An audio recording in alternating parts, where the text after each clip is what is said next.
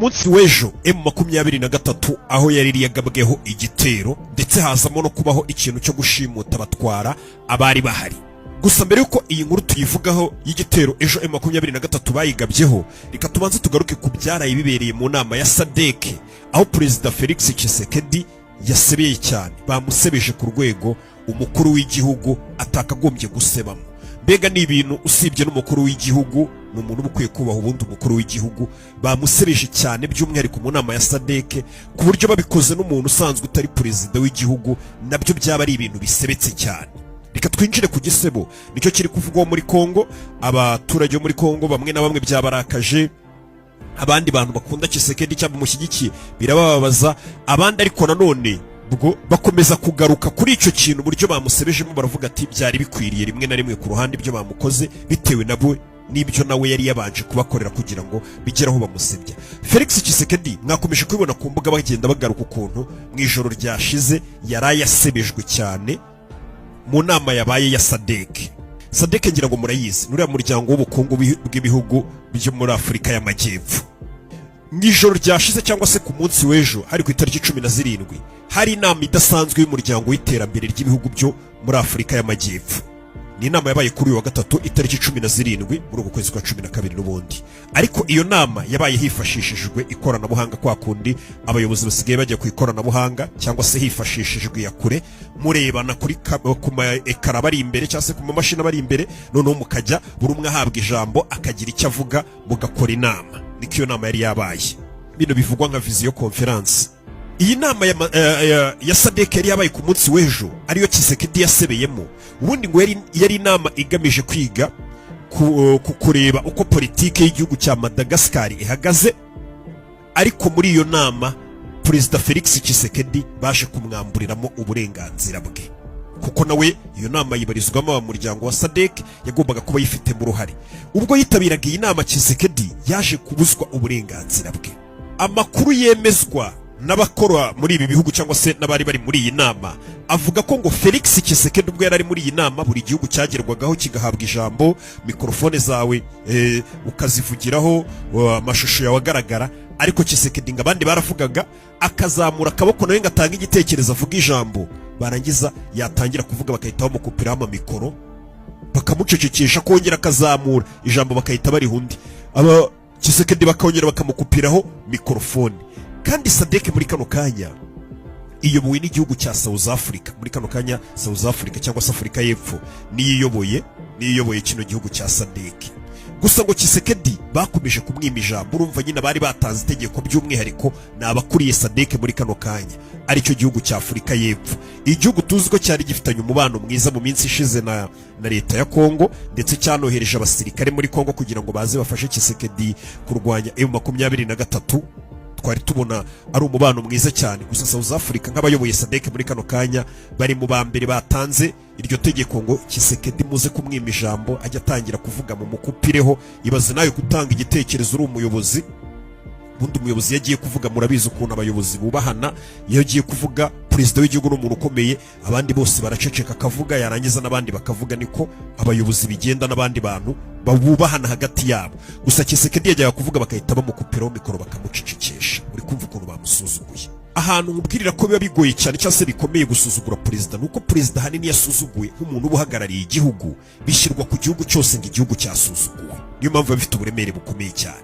Abenshi bakibaza ngo rero kubera iki South Africa tuzi ko yari ibanye neza na Tshisekedi, noneho batangiye gutanga itegeko ngo akupirweho ijambo, cyangwa se n'ibihugu byose bigize umuryango wa SADC bikabishyigikira bikavuga ngo Tshisekedi tumusebye muri iyi nama tugende tumwambura ijambo, tumunigana ijambo.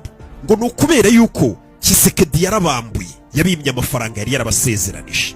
Kuko Tshisekedi buriya ngo mwagiye mubibona cya gihe ingabo za SADC zari ziri muri bwa butumwa bwa Sami DRC zajyaga muri Kongo kurwana, ziriya ngabo zose za South Africa, za Tanzania, bya bihugu byose mwabonye byari byohereje ingabo nyine bigize n'umuryango wa SADC zikajya kurwana muri kino gihugu cya Kongo. Ziriya ngabo zose harimo n'iza South Africa, harimo n'abasirikare babo bapfuye ku bwinshi. Buriya ngo Tshisekedi hari amafaranga yari yabemereye yagombaga kubaha nyine, ntago bagombaga kujya kurwanira ubuntu. ni amafaranga yari yabemereye, ntabwo ari ukuvuga ngo muze mu Rwanda, nk'uko n'abasirikare b'u Burundi kugira ngo bajye kurwana muri Kongo mubabonayo, ntabwo ari urundi rukundo, nuko hari amafaranga Tshisekedi yabemereye. Buri musirikare w'umurundi yemererwe buriya ngo 5,000 ku kwezi, nubwo ngo n'amadolari makenya kuyabona bijya bigorana, usibye n'ibyo 5. Tshisekedi rero ayo mafaranga yari yemereye ingabo za SADC zagiye kurwana, harimo n'abanye South Africa bapfuye bigateza ibibazo, umwuka mubi ukazamuka hagati y'u Rwanda na South Africa n'ibiki, mwarabibonye. Bari abasirikare bose ngo Tshisekedi yari yajyanye rero mu Rwanda muri Kongo yarabambuye, amafaranga yabo yarayabahejeje.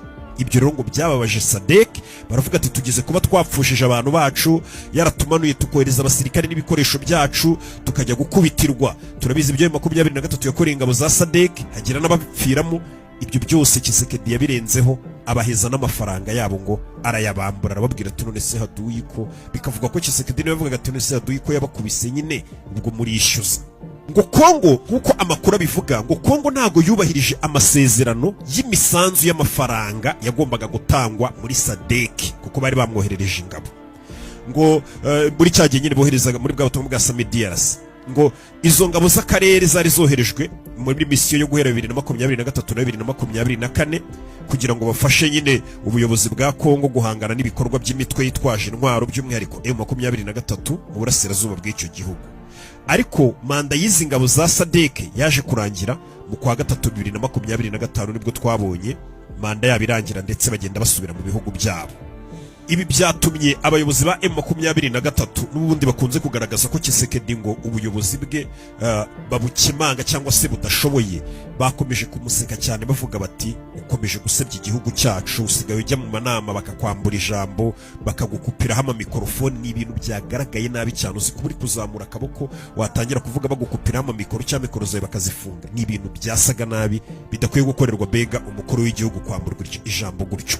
Ibyo bikahita bikumvisha umubano uri hagati ya Tshisekedi na SADC yambuye, ndetse by'umwihariko South Africa yariyoboye ino nama. Uri kumva umubano South Africa ifitanye n'iki gihugu cya Kongo. South Africa yarakariye Kongo, abasirikare ba South Africa barapfuye, inama ziraterana, twabonye ibintu byose byabaye muri South Africa, na n'uyu munsi bakivuga ati twarababaye cyane, twasebeye muri Kongo. South Africa yasebeye muri Kongo, twarayibonye izamura amadarapo, ya madarapo y'udutambaro tw'umweru agaragaza ko mwatsinzwe, ikimenyetso cyo gutsindwa. Twarabibonye ibyo byose, kibi gisebo gikomeye cyane kuri South Africa, na n'uyu munsi bakomeza kurakara. Rimwe na rimwe kumva bamwe babigaruye no ku Rwanda bakavuga ati karagahugu gatonya karadusebeje, ariko mu by'ukuri bakubiswe na M23.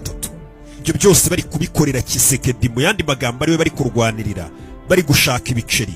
Ibyo biceri Tshisekedi yarabibambuye.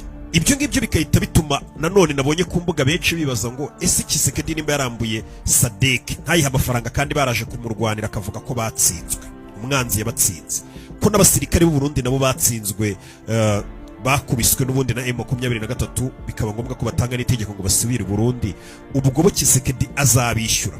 Ubwo nabo nibizaba ibibazo wenda hagati y'u Burundi na Tshisekedi, ko n'ubundi Tshisekedi na SADC bari babanye neza, ubwo abarundi bakomeje kwizirika kuri Tshisekedi barwaniza intambara ze bashaka amafaranga. Ayo mafaranga Tshisekedi bo azayabaha. Nicyo kintu nabonye abantu benshi ku mbuga bakomeje kwibaza niba abasirikare b'u Burundi bo bazishyurwa. Gusa babona bazanishyurwa, ibyo ntabwo ari byo turi kureba. Twarebaga ibyaraye bibaye, mwakomezaga kwibaza ngo Tshisekedi kuki abantu bari kuvuga ngo yasebeye mu nama. Yasebye kuko atatanze ayo mafaranga. Gusa nubwo ari Tshisekedi gusa wambuye ijambo, undi nawe wambuye ijambo ni ikindi gihugu nacyo kitigeze cyishyura imisanzu yacyo, nacyo ubwo cyajyaga kuvuga bagiye bacyambura ijambo. Ibirwa bya Seychelles na Comore nabyo byambuye ijambo ninjoro, kuko nabyo byatinze gutanga imisanzu yabyo muri uyu muryango wa SADC. Nanone nk'uko nawe basezeranije, reka tugaruke ku gitero ejo. Umutwe wa M23 wagabweho igitero ejo kuwa gatatu itariki 17 muri Warikare, itsinda rya Kisimba muri Kivu y'Amajyaruguru. Amakuru aturuka ako gace avuga ko ngo abawazarendo bateguye igitero simusiga, barangije bagabira ibitero icyarimwe ku birindiro byose bya M23 biri muri ubwo buce, ku buryo ngo ku munsi w'ejo kuwa gatatu hiriwe humvikana urusaku rw'amasasu y'intwaro ziremereye izoroheje. Guhera umunsi wose amasasu yari ari kumvikana ku birindiro bya M23. Baturage ubwoba bwiriwe bwabatashye bitewe n'amasasu yumvikanye umunsi wose ahitwa Ihura n'Ibuga. Muri ibyo bice bahita ngo Ihura n'Ibuga. umunyamabanga w'ubuyobozi bw'itsinda rya Kisimba niwe waje kubitangaza, aravuga ati abaturage bumvisha amasasu ari benshi, barangije basohoka mu mazu batangira guhungira mu mashyamba kujya kwihishayo, kuko amasasu yavuze ngo hafi umunsi wose Wazalendo bari kurasa ku birindiro byose icyarimwe bya M23. Gusa ngo byaje kurangira n'ubundi Wazalendo bari bagabye icyo gitero barushishwe imbaraga na M23 ibasubiza inyuma, bava muri utwo duce baragenda. Ariko bikavuga ko ngo Wazalendo ubwo basubiraga inyuma ngo hari abantu bashimuswe baratwarwa muri utwo duce, babashinja ngo mwifatanya na M23 cyangwa se mushyigikiye ziriya nyeshyamba, barabashimuta barabatwara. Na n'uyu munsi ngo abo baturage ubuyobozi bwo muri ako gace buvuga ko batazi irengero ryabo, ngo Wazalendo yabashimuse ibatwara ubwo yari gusubizwa inyuma na M23, babashinja ngo namwe muri abakunzi cyangwa se mushobora kuba mukorana na M23. Aribyo M23 ejo bundi ubwo yavaga muri Uvira, mwarabyumvishe cyangwa se ubwo basuraga itangazo uko batangiye kuva ejo. Ubwo basuraga itangazo baravuze ngo ntidushaka muzagaruka gufata ibice twarimo, mugatangira kugira abantu mwica, mugirira nabi, mushimuta, muvuga ngo baradushyigikiye cyangwa se ngo bari abantu ngo bacu, ngo b'inshuti zacu, ngo badufana cyangwa se bakunda ibyo dukora badushyigikiye. Ati ibyo ntituzabyumve. Urumva ko ibyo bavugaga koko babizi. Wazalendo yashimusa abantu nijoro igenda ivuga ngo bano bantu n'ubundi bari abantu bashyigikiye M23 muri bino bice cyangwa se babakunzi bayo. Ndaje twongere twikoze muri bino bice, n'ubundi iyi ni inkuru ya mbere, ndaje dukora izindi nkuru nyinshi tugende tureba n'ibiki biri kuvugwa n'ubundi muri buno burasirazuba bwa Kongo cyangwa se muri kano karere twese turimo nk'ibihugu byacu. Ibuka gukora subscribe, ndaje mu kanya.